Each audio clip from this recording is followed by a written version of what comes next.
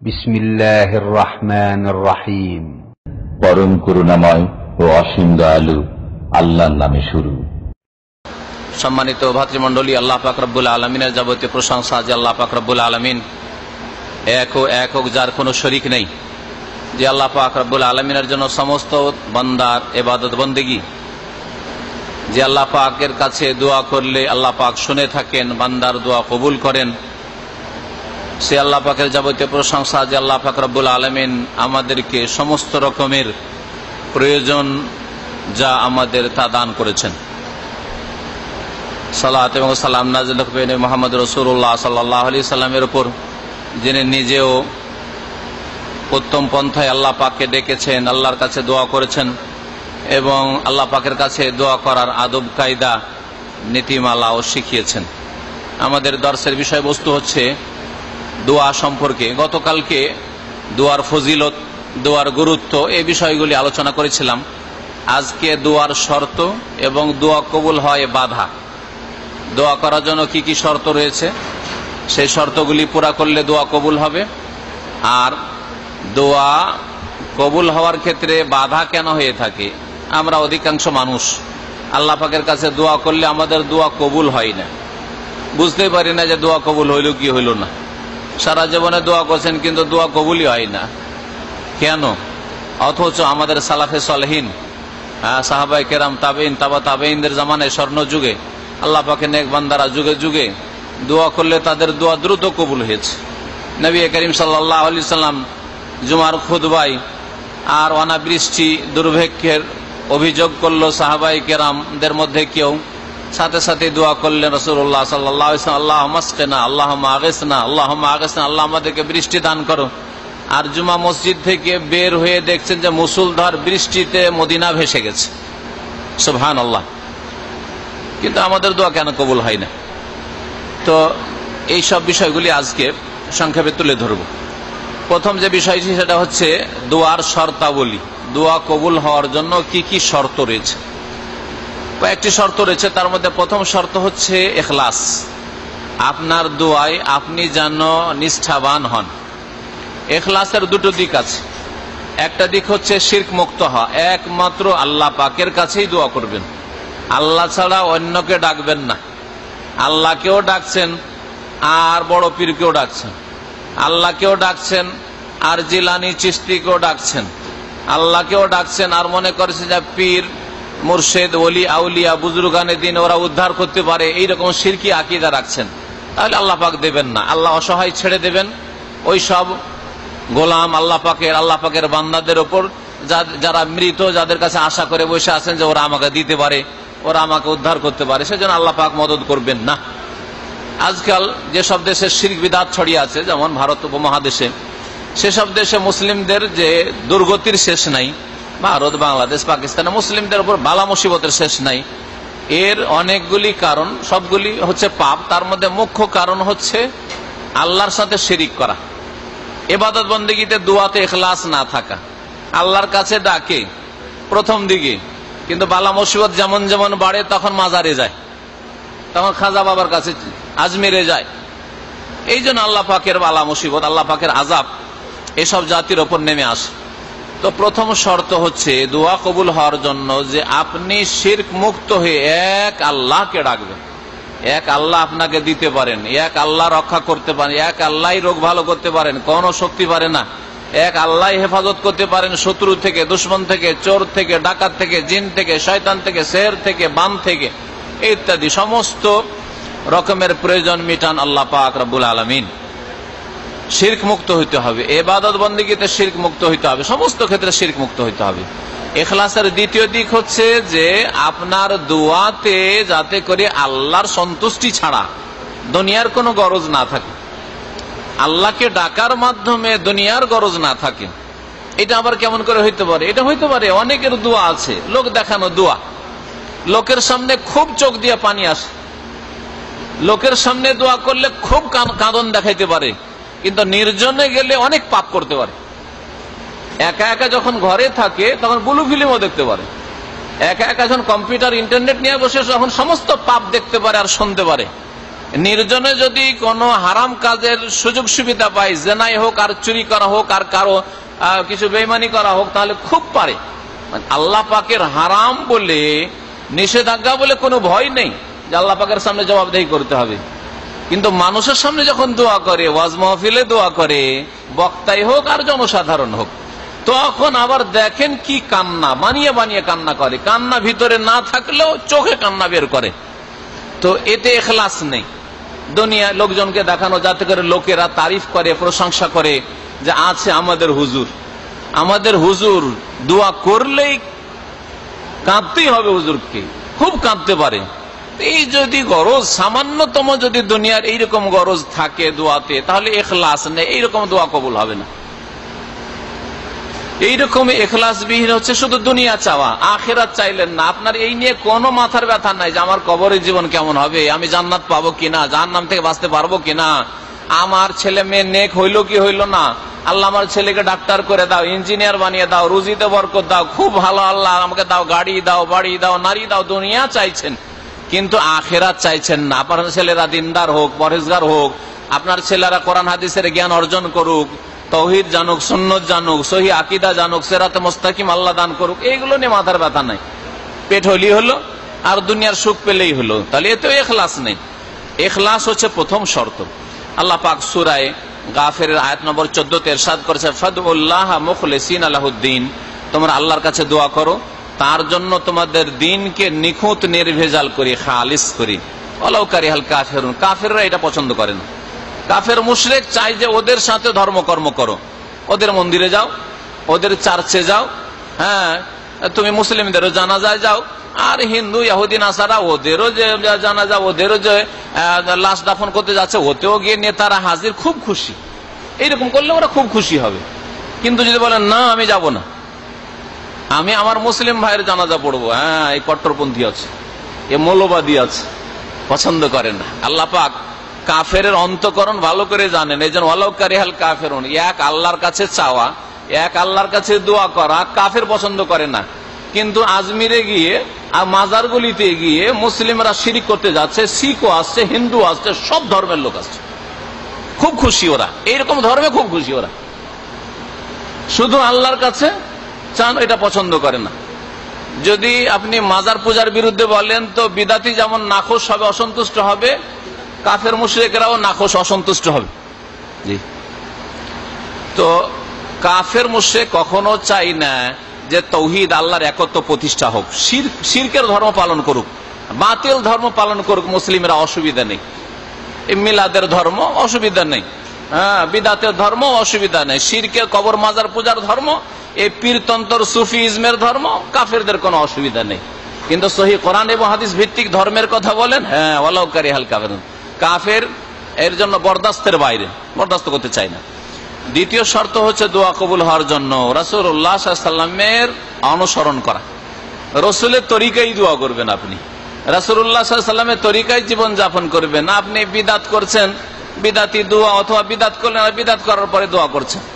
বাড়িতে মিলাদ পড়াইলেন, হুজুরদেরকে ডেকে হেঁকে একটু খাওয়াইলেন, আর তারপরে মুখ মিষ্টি করলেন, জিলাপি বিতরণ করলেন, আর তারপরে একটু মিলাদ পড়াইলেন। মিলাদ আবার দেশের লোক পড়ায়, মিলাদ মানে জন্মবার্ষিকী। তো যদি জন্মবার্ষিকী, মিলাদের জায়গায় জন্মবার্ষিকী এটা পড়ি, অমুক বাড়িতে জন্মবার্ষিকী পড়া হচ্ছে, তো জন্মবার্ষিকী পড়ার জিনিস কি? কিন্তু এমন মূর্খ সমাজ আমাদের সমাজ যে মিলাদ পড়ে। মিলাদ আবার পড়া যায়? মিলাদ তো পড়া যায় না, জন্মবার্ষিকী পালন করে, হ্যাঁ পড়ার জিনিস নাই, কিন্তু এরা মিলাদ পড়ে, অজ্ঞতার কারণে মিলাদ পড়ে এরা। মিলাদ পড়া মানে কি? সুর করে দুরুদ পড়া, সবাই মিলে ইয়া নাবি ধরিয়ে দিল একটু, আল্লাহুম্মা ধরিয়ে দিল একটু, দুরুদ ফুরুদ পড়লো, আর তার সাথে বালাগাল উলাবে কামালহি কাশাফাত যাবে জামালি সুর সার করে পড়লে একটু গানের মতো করে, আর তারপরে বক্সাই দিল, বক্সাবার হলে বক্সাই দিল মাইয়েতকে নেকি। আর যদি ঘর উদ্বোধন করতে উদ্বোধন করলো, খুব ভালো ভালো খাওয়াইলেন, আর তারপরে মোনাজাত ধরলেন, তো বিদাতি দোয়া করলেন, বিদাতি তরিকা, রসুলের তরিকায় দোয়া করলেন না, এই জন্য কবুল হয় না। তো রাসূলুল্লাহ সাল্লাল্লাহু আলাইহি ওয়াসাল্লামের তরিকায় দোয়া হইতে হবে। 3 নম্বর শর্ত হচ্ছে যখন আপনি দোয়া করবেন তখন আপনার যেন আল্লাহর উপর দৃঢ় বিশ্বাস থাকে, আল্লাহ দেবেন, কেন দেবেন না, কেন দেবেন না। আল্লাহ পাক তার নবীকে দিয়েছেন, শুধু শেষ নবী কেন সমস্ত নবীদেরকে দিয়েছেন, একটা করে দোয়া করেছে, রব্বানা যালামনা আনফুসানা ওয়া ইল্লাম তাগফির লানা ওয়া তারহামনা লানাকুনান্না মিনাল খাসিরিন। আদম আলাইহিস সালামকে আল্লাহ মাফ করে দিয়েছেন। ইউনূস আলাইহিস সালাম মাছের পেটে, আপনি জেলেও না, আপনাকে কোনো বক্সের মধ্যে ভরে রাখা হয়নি, মাছের পেটে, আর মাছের পেট থেকে দোয়া করছেন লা ইলাহা ইল্লা আনতা সুবহানাকা ইন্নী কুনতু মিনাজ জালিমিন। বড় দোয়া করেছেন, 20 মিনিট আধা ঘন্টার দোয়া করেছেন, লম্বা লম্বা আজকালকার জামানার মতো দোয়া করেছেন, লা ইলাহা ইল্লা আনতা, আল্লাহ তোমার ছাড়া আমার কোনো সত্য মাবুদ নেই, সব বাতিল, আল্লাহ তুমি আমার হক মাবুদ, সুবহানাকা আল্লাহ তুমি পাক পবিত্র সমস্ত ত্রুটি থেকে, সমস্ত দুর্বলতা থেকে, তোমার কোনো শরীক টরিক নেই, অংশীদার নেই, তোমার সাহায্যকারী নেই, ইন্নী কুনতু মিনাজ জালিমিন, আমি বড় জুলুম করেছি, আমি জালেমদের দলে শামিল হয়েছে, ভুল করেছি, আল্লাহ তুমি মাফ করে দাও। ব্যাস, এই শর্ট সংক্ষেপ দোয়া। আল্লাহ বলছেন যে ফানাজ্জাইনাহু মিনাল গাম, তার সব দুশ্চিন্তা দূর করে দিলাম, তাকে নাজাত দিলাম, আমি নাজাত দিলাম মাছের পেট থেকে। মাছ বাধ্য হইল শুকনো জায়গায় উগলে ফেলতে। কি করে দোয়া কবুল? আপনার কেন কবুল হবে না?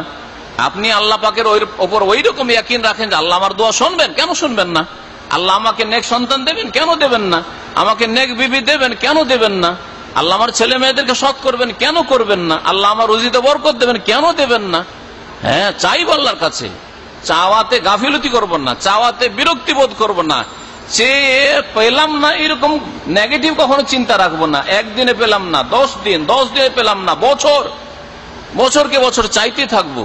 আল্লাহ তোমার দ্বার ছাড়া আমার কোনো দ্বার নেই, তোমার কাছেই চাইবো, তুমি দাও না দাও তোমার কাছেই চাইবো। দেখেন আল্লাহ পাক দেন কিনা, অবশ্যই দেবেন আল্লাহ পাক রব্বুল আলামিন।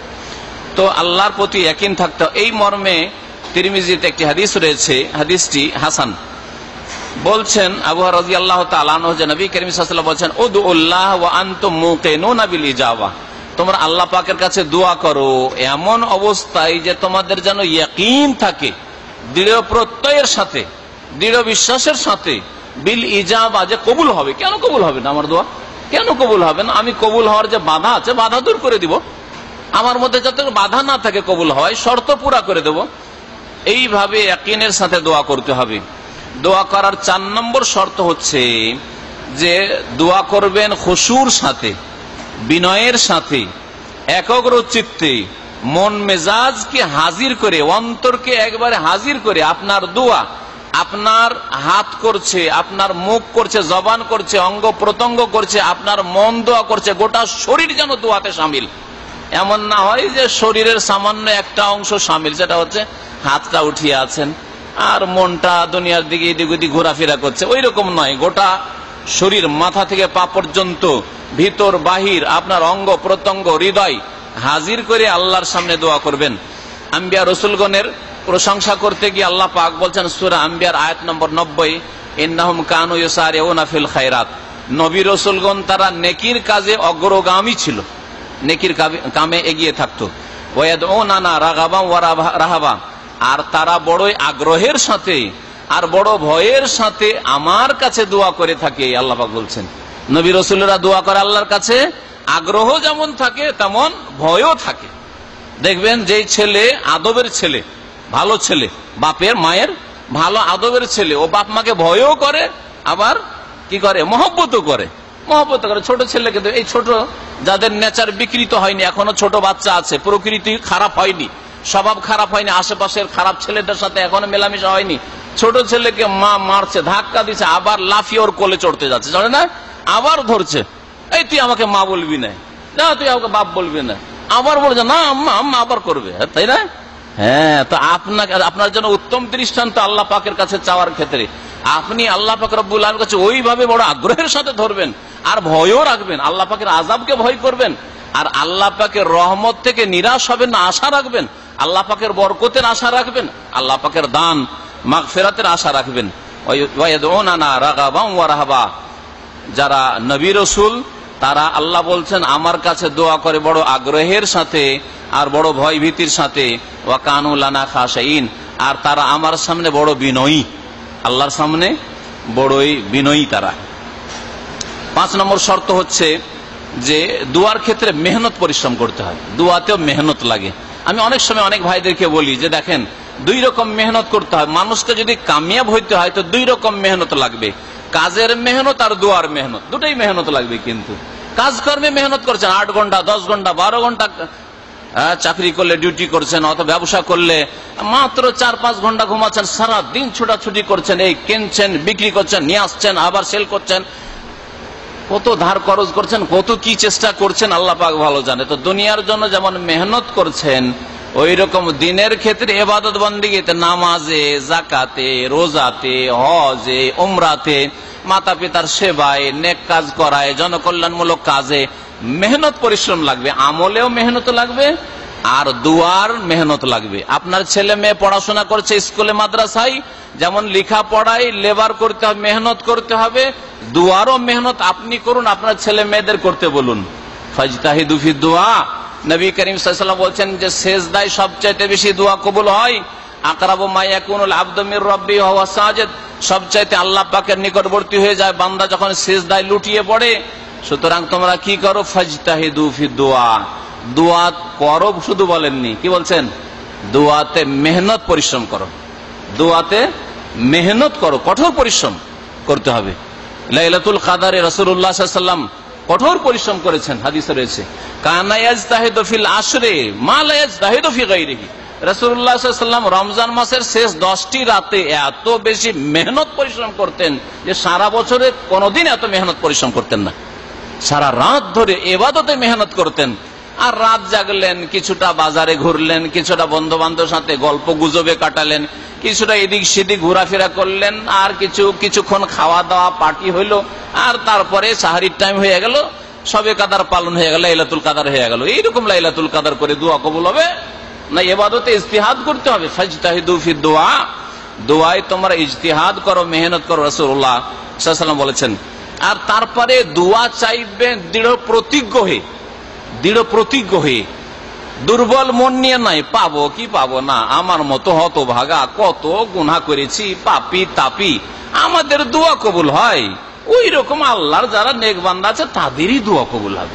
আমাদের দোয়া করছেন আর মনটাকে বলছেন যে আরে চোরের মন পুলিশ, আমাদের দোয়া কবুল হয়, তাহলে কাজ হবে না। কিন্তু এই মর্মে সহিহ বুখারীতে একটি হাদিস রয়েছে, নবী মুহাম্মদ রাসূলুল্লাহ সাল্লাল্লাহু আলাইহি ওয়াসাল্লাম বলেছেন, ইযা দা আহাদুকুম, তোমাদের কেউ যখন দোয়া করে, ফাল ইউজিম ফি দুআ, দোয়াতে যেন দৃঢ় প্রতিজ্ঞ হয়, দোয়া একেবারে অকাট্য ভাবে করবেন, আমি নেব আল্লাহ পাকের কাছে। ওয়ালা ইয়াকুল, আর এইরকম দোয়া করিয়েন না, আল্লাহুম্মা ইন শি'তা ফাআতিনি, আল্লাহ তোমাকে যদি ভালো লাগে তো আমাকে দাও, হ্যাঁ তুমি যদি চাও তো দাও, আর না চাও তো না দাও, এইরকম করিয়েন না। অন্য হাদিসে রয়েছে, আল্লাহ মাগফিরলি ইন শি'ত, আল্লাহুম্মা আরহামনি ইন শি'ত, আল্লাহ তুমি চাইলে আমার উপর রহম করো, আর তুমি যদি চাও তো আমাকে মাফ করো। এইরকম চাইলে কি আল্লাহ দেবেন? আল্লাহ বলে তাহলে তো তোর প্রয়োজন নাই। যদি কারো কাছে ধার চাইতে যান, আর ধার চাইতে গিয়ে বলে যে ভাই আমার 5,000 টাকার প্রয়োজন আছে, আপনার মন হলে দেন, না হলে না দেন, দেবে নাকি? আপনার ইচ্ছা হলে দেন, না হয় না দেন। পাগল না ওই লোক? কোন ফকির ভিক্ষুক যদি চাইতে যায়, বলছে ভাই আমি একটু অভাবী, আপনার ইচ্ছা হলে দেন, না হলে না দেন, তো যে বেয়াদব, তো তার চাওয়ার ঢং নাই, এটা তরিকা হইলো যে আপনার ইচ্ছা হইলে দেন, না হয় না দেন, এটা তো তরিকা নাই। তো আল্লাহ পাকের কাছে চাওয়ার উত্তম আদব রয়েছে, আল্লাহর কাছে আপনি অকট্ট ভাবে চাইবেন, এইরকম দুর্বল মন নিয়ে নয় যে আল্লাহ তোমার মন হইলে মাফ করো, তুমি চাইলে মাফ করো, না হয় মাফ করিও না, রহম করো, ইচ্ছা হইলে রহম করো, না হয় করিও না, এরকম করিও না। ফাইনাল্লাহ লা মুস্তাকরিহা লাহু, কারণ আল্লাহর ওপর কেউ জবরদস্তি করার নেই, আপনি জবরদস্তি নিতে পারবেন না আল্লাহ পাকের কাছে। তাহলে আল্লাহর কাছে শক্ত করে চান, ইমান মজবুত করে চান যে আল্লাহ দেবেন, কেন দেবেন না, আল্লাহর কাছে নেবো, চাইবো, আল্লাহ অবশ্যই দেবেন।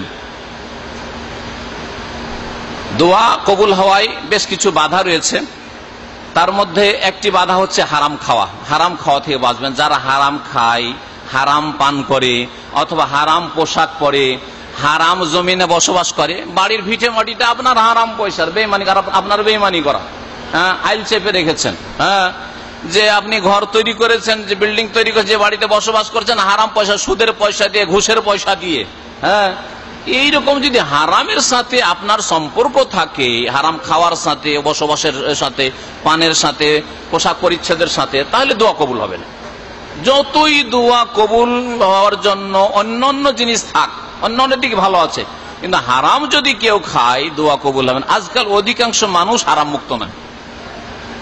অনেক মানুষই আছে নামাজ রোজা ইত্যাদি তো ঠিক আছে, কিন্তু বিড়ি সিগারেট খাই। ওই ভাইদেরকে জিজ্ঞেস করছি, আপনি সিগারেট খাচ্ছেন, তামাক খাচ্ছেন, জর্দা দেওয়া পান খাচ্ছেন, এটা কি হারাম নয়? আর আপনি জর্দা দেওয়া পান খেয়ে হুজুর জি দোয়া করবেন। মাদ্রাসা বা মসজিদের যেগুলি ইমাম আমাদের দেশে অধিকাংশ জর্দা দেওয়া পান খায়, এদের দোয়া কি করে কবুল হবে বলুন তো দেখি? এটা হারাম নয়? কারো যদি একটা বেমানি করা পয়সা হারাম হয়, অথচ আসল পয়সাটা হালাল ছিল, বেমানি না করলে পয়সাটা কোন হারাম জিনিস নয়। হ্যাঁ, সোরের মতো আর কুকুরের মতো নয়, হ্যাঁ ঠিক না, বিড়ালের মতো নয়।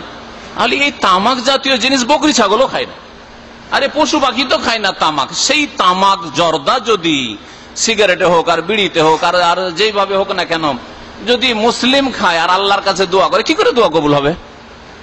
হারাম থেকে বাঁচতে হবে।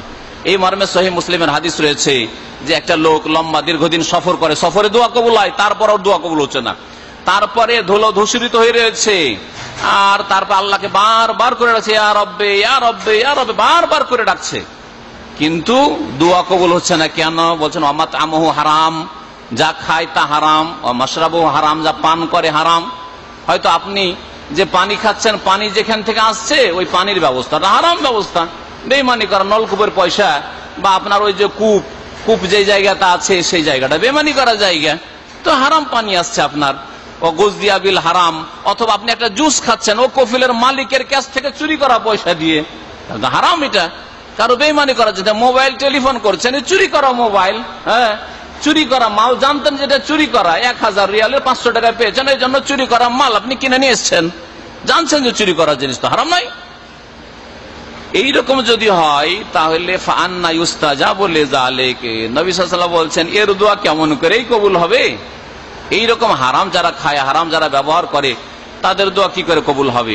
দোয়া কবুল হয়, বাধা হচ্ছে তাড়াহুড়া করা। কেউ যদি তাড়াহুড়া করে তাহলে দোয়া কবুল হয় না। দোয়া আজকে চাইলেন, কালকে 3 দিন, 1 দিন 2 দিন 3 দিন, আর বেশি চাইবো না, এত চাইলাম আর হইল না, পাবো না, আল্লাহ দেবেন না। এ তো মনে হচ্ছে মানুষের কাছে, এই দেখ তোকে 1 বার 2 বার 3 বার, এর বেশি আর ছাড়বো না, তাই না?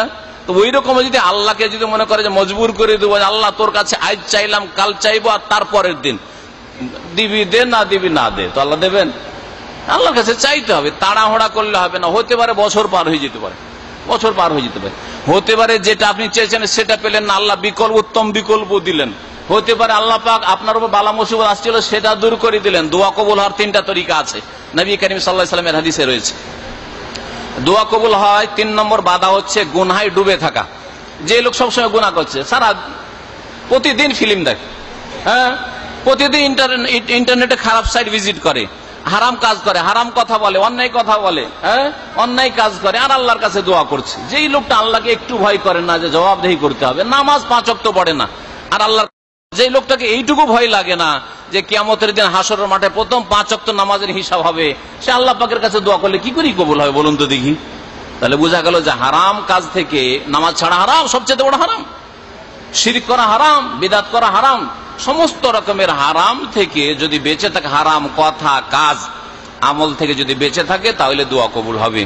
দোয়া কবুল হয় বাধা হচ্ছে কোন ফরজ অজেব ছেড়ে দেওয়া। আল্লাহ পাক ফরজ করেছেন, আপনি ছেড়ে দিচ্ছেন, আর আল্লাহর কাছে দোয়া করছেন, আল্লাহ পাক দোয়া শুনবেন না। এইরকমই হারাম কাজ করা, অন্যায় কাজ করা, যারা অন্যায় কাজের সাথে জড়িত, তাদের দোয়া কবুল হবে না। এই মর্মে নবী করিম সাল্লাল্লাহু আলাইহি ওয়াসাল্লামের হাদিস তিরমিজিতে রয়েছে, ওয়াল্লাযী নাফসি বিয়াদিহি, আল্লাহর কসম করে বলছি যে আল্লাহর হাতে আমার প্রাণ রয়েছে, লা তা'মুরুন্না বিল মারুফ, অবশ্যই তোমরা ভালো কাজের উপদেশ দিতে থাকবে, ওয়ালা তানহাউনা আনিল মুনকার, অবশ্যই তোমরা অন্যায় কাজে বাধা দেবে। এটা হচ্ছে মুসলিমদের দায়িত্ব, শ্রেষ্ঠ উম্মতের দায়িত্ব। আওলা ইউশিকান্নাল্লাহু আন ইয়াবাসা আলাইকুম ইকাবাম মিনহু, আর যদি এই কাজ না করো, ভালো কাজের উপদেশ আর অন্যায় কাজে বাধা, এই দুটো কাজ যদি না করো, আল্লাহ তোমাদের এমন শাস্তি পাঠাবেন যে সুম্মা তাদউনাহু, তোমরা আল্লাহর কাছে দোয়া করতে থাকবে, ফালা ইউস্তাজাবু লাকুম, কিন্তু তোমাদের দোয়া কবুল হবে না। তাহলে আপনার বাড়িতে যদি অন্যায় চলে আর অন্যায় বাধা দেন না, আপনার ছেলেরা নামাজ পড়ে না, নামাজ পড়তে বলেন না, চাপ সৃষ্টি করেন না, 3 বার ভালোই খেতে দিচ্ছেন, একটু ছেলে যদি রাত্রে লেট করে আসে না, পেরেশান হয়ে যাচ্ছেন যে ছেলেটা যে কি হইলো না হইলো, আসছে না কেন, বাড়ি কেন আসছে না, আর ছেলেটা নামাজ পড়ে না, জাহান্নামে যাবে, এই অবস্থায় মরে গেলে কোনো মাথার ব্যথা নেই আপনার, হ্যাঁ।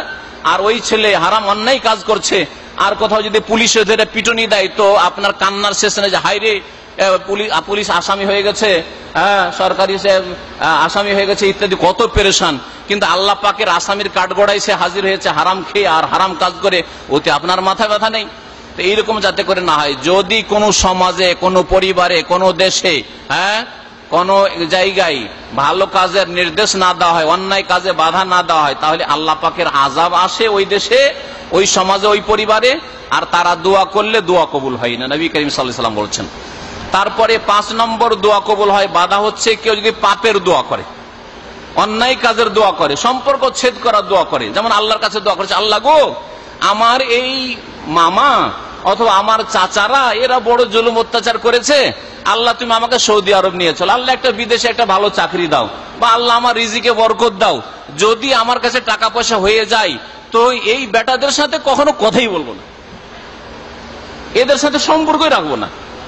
আজকাল অভাবী হয়েছে, গরিব হয়েছে, চাচা ছাড়া চলতে পারি না, মামা ছাড়া চলতে পারি না, আল্লাহ তুমি আমার রুজিতে বরকত দাও, একটা বিদেশে চাকরি দাও, এদেরকে দেখাবো। চলবে দোয়া? হারাম দোয়া এগুলো, অন্যায় কাজ করার জন্য দোয়া, সম্পর্ক ছেদ করার জন্য দোয়া, আত্মীয়তার বিচ্ছিন্ন করার জন্য দোয়া।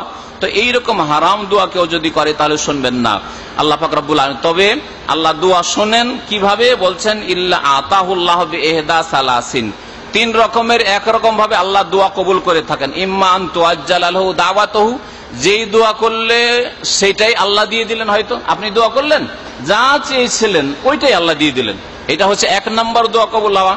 2 নম্বর হচ্ছে ওয়া ইম্মা আন ইয়াদাখিরা লাহু ফিল আখির, আল্লাহ দুনিয়াতে দিলেন না, আল্লাহ ভালো জানছেন যে আপনাকে দুনিয়াতে দিলে আপনি খারাপ হয়ে যাবেন, হয়তো বেশি টাকা পয়সা দিলে অথবা বেশি সুখ দিলে, বা আল্লাহ দিলেন না, যে কোনো হিকমতের কারণে দিলেন না, আখিরাতে এর উত্তম বদলা আল্লাহ আপনার জন্য জমা রেখেছেন, দেবেন। 3 নম্বর হচ্ছে ওয়া ইম্মা আন ইয়াসরিফা আনহু মিনাস সুই মিসলাহা, অথবা তার উপর বালা মুসিবত আসতো, অ্যাক্সিডেন্ট হইতো, তার বাড়িতে ডাকাইতি হইতো, অথবা তাকে কে খুন করতে আসতো, এসব বিপদ আপদ থেকে আল্লাহ বাঁচিয়ে নিলেন, রক্ষা করে নিলেন, তা আপনার দোয়া কবুল হয়েছে। কিন্তু উত্তম বিকল্প আল্লাহ দিলেন, যে তোমাকে যেটা চেয়েছিলে সেটা তো দিলাম না, কিন্তু তোমাকে মহাবিপদ থেকে রক্ষা করে দিলাম। এইভাবে আল্লাহ দোয়া কবুল করে থাকেন।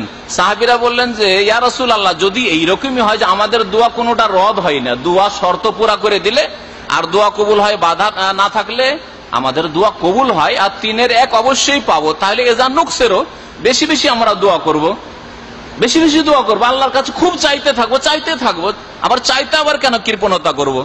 তখন নবী সাল্লাল্লাহু আলাইহি ওয়াসাল্লাম বললেন যে আল্লাহর ভান্ডারে কিছু কমতি নেই, আল্লাহ আকসার, আল্লাহর কাছে কোনো অভাব আছে যে তোমরা যদি দুনিয়ার কোটি কোটি টাকা চাও, দুনিয়ার রাজত্ব চাও, তো আল্লাহ দিতে পারবেন না? অসম্ভব কিছু নয়।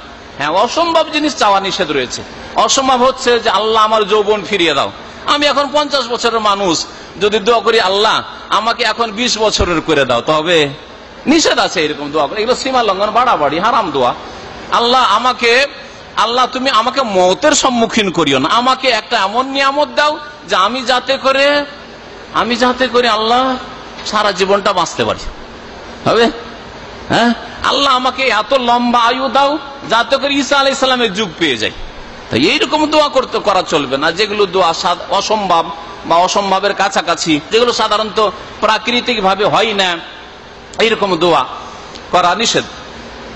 বাকি বৈধ দোয়া যদি করেন আর দোয়ার শর্ত পুরা করে দেন, 5টি শর্ত বললাম আর 5টি বাধা বললাম, বাধাগুলো দূর করে দেন, দোয়া কবুল হয়।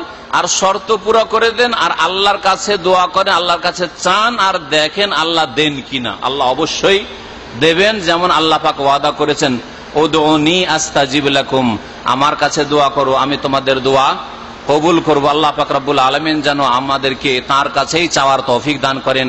আল্লাহ আমাদের দুনিয়ার যে প্রয়োজন রয়েছে তা যেন পুরা করে দেন, তাতে বরকত দান করেন। আখিরাতে যা প্রয়োজন রয়েছে তা যেন আমাদের পুরা করে দেন। আল্লাহ পাক দুনিয়াতেও আমাদেরকে সার্বিক কল্যাণ যেন দান করেন, আখিরাতে আল্লাহ পাক যেন আমাদেরকে সার্বিক কল্যাণ দান করেন। আল্লাহ পাক আমাদেরকে সমস্ত বালা মুসিবত থেকে যেন হেফাজতে রাখেন। মুসলিম উম্মতের জুলুম অত্যাচার চলছে, বিশেষভাবে আজকাল প্যালেস্টাইনে ইহুদিদের যে জুলুম অত্যাচার চলছে, মুসলিম নারীদের ওপর, মুসলিম শিশুদের ওপর, মুসলিম যুবকদের ওপর, আল্লাহ পাক মুসলিম ভাইদের যেন হেফাজত করেন। আল্লাহ পাক বাইতুল মুকাদ্দাসকে, প্যালেস্টাইনকে যেন ইহুদিদের কবল থেকে স্বাধীন করে দেন। আল্লাহ পাক রব এমন বান্দা যেন তৈরি করে দেন, এমন শাসক যেন মুসলিমদের তৈরি করে দেন, যারা কাফের কুফরি শক্তির হাত থেকে ফিলিস্তিনকে স্বাধীন করতে পারে, মুসলিমদের হাতে তুলে দিতে পারে, সৎ লোকদের হাতে তুলে দিতে পারে। আল্লাহ পাক যেন আমাদের হেফাজত করেন। আল্লাহ পাক রব্বুল আলামিন যে কোনো জায়গা মুসলিমরা বসবাস করে তাদের যেন আল্লাহ পাক হেফাজত করেন, জান মালের হেফাজত করেন, ইজ্জত আবুর হেফাজত করেন। আল্লাহ পাক সমস্ত রকম বালা মুসিবত থেকে হেফাজত করেন। আল্লাহ পাক দ্বীনের উপর চলার তৌফিক দান করেন, তৌহিদ এবং সুন্নাতের অনুসারী হওয়ার তৌফিক দান করেন, শিরক বিদআত থেকে বেঁচে থাকার জন্য আল্লাহ পাক তৌফিক দান করেন। আল্লাহ পাক রব্বুল আলামিনের কাছে দোয়া করি আল্লাহ পাক আমাদের সকলকে জান্নাতুল ফিরদৌস দান করেন। সুবহান রাব্বিকা রব্বিল ইজ্জাতি আম্মা ইয়াসিফুন ওয়া সালামুন আলাল মুরসালিন ওয়ালহামদুলিল্লাহি রাব্বিল আলামিন।